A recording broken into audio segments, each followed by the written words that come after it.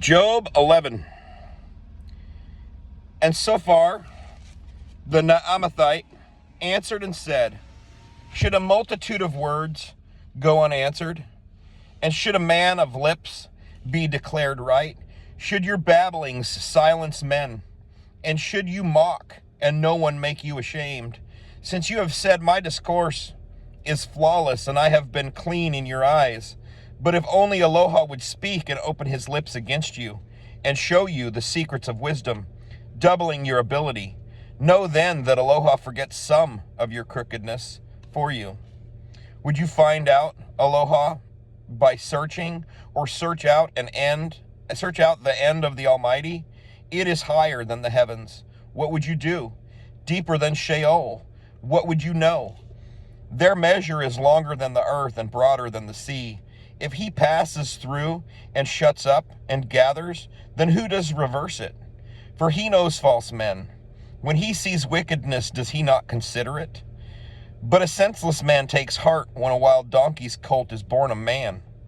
If you would prepare your heart and stretch out your hands toward him, if wickedness were in your hand, put it far away and do not let perverseness dwell in your tents. Then indeed you shall lift up your face without spot, and you shall stand firm and not be afraid, because you would forget sorrow and remember it as waters that have passed away. And your life would be brighter than noon. You would soar upward. You would be like the morning, and you shall trust because there is expectancy. And when you have searched, you shall lie down in safety, and you shall rest, and no one would make you afraid, and many shall seek your favor. But the eyes of the wrong are consumed, and they shall not escape, and their expectancy is the breathing out of life. Chapter 12. And Job answered and said, truly you are the people, and wisdom would die with you. But I, like you, have a heart too. I am not less than you, and who does not know such as these? I have become a laughingstock to my friends, one who has called on Aloha, and he answered him. A laughingstock is the righteous, the perfect one. A lamp is despised in the thought of one who is at ease, prepared for those whose feet slip. The tents of robbers are at peace, and those who provoke El are complacent, to him who brings Aloha into his hand. But now, ask the beasts, and they teach you, and the birds of the heavens, and they declare it to you. Or speak to the earth, and it teaches you, and the fish of the sea inform you. Who among all these does not know that the hand of Yahweh has done this? In whose hand is the life of all that live, and the breath of all mankind? Does the ear not try words, and the mouth taste food for itself? With the age is wisdom, and understanding with length of days. With him are wisdom and might. He has counsel and understanding. Look, he breaks down, and it is not rebuilt. If he imprisons a man, there is no release. Look, he withholds the waters, and they dry up, and he sends them out, and they overwhelm the earth. With him are strength and ability. The misled and the misleader are his. He leads counselors away stripped, and makes judges go mad. He loosens the bonds of sovereigns and binds a girdle on their loins. Who leads away priests as a spoil and overthrows the mighty, turning aside the lip of the trusted ones and takes away the discernment of the elders, pouring scorn on nobles and loosens the girdle of the strong, revealing deep matters out of darkness. And he brings the shadow of death to light, making nations great, and he destroys them, spreading out the nations, and he leads them out, turning aside the heart of the chiefs of the people of the earth, and he makes them wander in a pathless waste. They grope in darkness, having no light, and he makes them stagger like a drunkard. Chapter 13. Look, my eye has seen it all. My ear has heard and understood it. What you know, I know too. I am not less than you. But I would speak to the Almighty, and I delight to reason with El. But you smear with falsehood, worthless healers, all of you. If you would only be silent, then it would be your wisdom. Please hear my reasoning and listen to the pleadings of my lips. Would you speak perversely for El and speak deceit for him? Would you be partial towards him? Would you plead for El?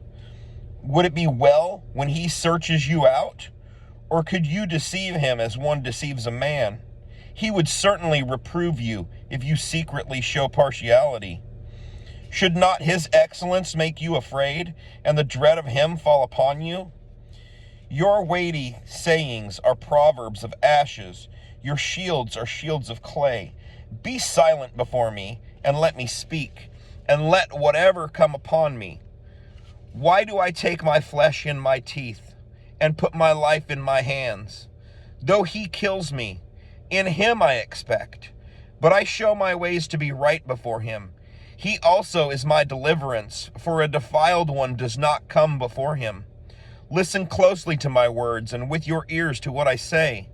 Look, please. I have prepared my case. I know that I am in the right. Who is he who would strive with me? For then I would keep silent and die. Only two matters do not do to me. Then I am not hidden from your face. Withdraw your hand far from me, and let not dread of you make me afraid. Then call and let me answer, or let me speak and you reply to me. How many are my crookednesses and sins? Let me know my transgression and my sin. Why do you hide your face and reckon me as your enemy? Would you frighten a leaf driven to the fro? And would you pursue dry stubble? For you write bitter charges against me, and make me inherit the crookednesses of my youth, and put my feet in the stocks, and look closely to my paths. You set a limit for the soles of my feet, and he, like that which is rotten, wastes away as a garment that is moth-eaten. 14. Man born of woman is of few days, and turmoil filled. He comes forth like a flower and withers. He flees like a shadow and does not continue. Yet on such a one you open your eyes and bring me to right ruling with yourself? Who brings the clean out of the unclean? No one. Since his days are decided, the number of his new moons is with you. You have made his laws, and he does not pass over. Look away from him and let him rest, till like a hired man he enjoys his day. For there is expectancy for a tree, if it is cut down, that it does sprout again, and that its tender branch does not cease. Though its root grows old in the earth, and its stump dies in the ground, at the scent of water it buds and brings forth foliage like a plant. But man dies, and is powerless, and man expires, and where is he?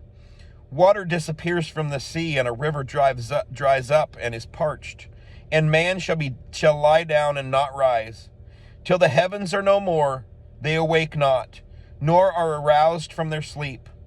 If only you would hide me in Sheol, conceal me until your wrath turns away. Set for me a law and remember me. If a man dies, would he live again? All the days of my struggle I wait, till my change comes. You would call and I would answer you. You have yearned for the work of your hands. For you count my steps. Do you not watch over my sin? My transgression is sealed up in a bag, and you cover over my crookedness. But a falling mountain crumbles away, and a rock is moved from its place. As water wears away stones, it outpouring washes away the soil of the earth. So you have destroyed the expectancy of man. You overpower him forever, and he is gone. His face changes, and you send him away. His sons come to esteem, and he does not know it. And they are brought low, and he does not perceive it. He feels only the pain of his flesh, and he mourns over himself. 15. And Eliphaz, the Temanite, answered and said, Would a wise man answer with vain knowledge, or fill his belly with the east wind? Would he reason with useless talk, or by speeches with which do not profit? Indeed, you do away with reverence and withhold prayer before El. For your crookedness teaches your mouth what to say, and you choose the tongue of the crafty. Not I, but your own mouth condemns you, and your own lips witness against you. Were you the first one born, or were you made before the hills? Have you heard the secret counsel of Eloah, and do you limit wisdom to yourself? What do you know that we do not know? understand that is not within us. Both the gray-haired and the aged are among us, much older than your father. Are the comforts of El not enough for you, and a word that deals gently with you? What have you taken to heart, and why do your eyes flash? That you should turn your spirit against El, and let such words go out of your mouth. What is man, that he should be clean, and one born of a woman, that he should be righteous? Look, he puts no trust in his set-apart ones, and the heavens are not clean in his eyes. How much less one who is loathsome and corrupt, drinking unrighteousness like water? Let me show you, hear me, and this I have seen and declare, which the wise declare and have not hidden from their fathers. To them alone the land was given, and no stranger passed over into their midst. All the days of the wrong one he is paining himself, and few years have been stored up for the ruthless. A frightening sound is in his ears. In peace a destroyer comes to him. He believes not to return from darkness, and he is reserved for the sword. He wanders about for food. Where is it? He knows that a day of darkness is prepared for him. Distress and pain frighten him. They overwhelm him like a sovereign ready for the attack, because he has stretched out his hand against El and acts mightily against the Almighty. He runs against him defiantly with thick-bossed shields. For he has covered his face with his fatness and has put layers of fat on his loins. But he dwells in ruined cities, in houses which no one lives in, which have been ready to become heaps. He shall not be rich, and his wealth shall not rise, and his possessions shall not overspread the earth. He does not turn away from darkness. The flame dries up his branches, and he turns aside by the breath of his mouth. Let him not trust in falsehood. Deceiving himself for falsehood is his reward. Before his day is accomplished, and his branch shall not be green, he shakes off his unripe grape like a vine, and throws off the blossom like an olive tree. For the company of the defiled ones is barren, and fire consumes the tents of bribery. They conceive trouble and bring forth wickedness. Even their womb prepares deception. Shalom.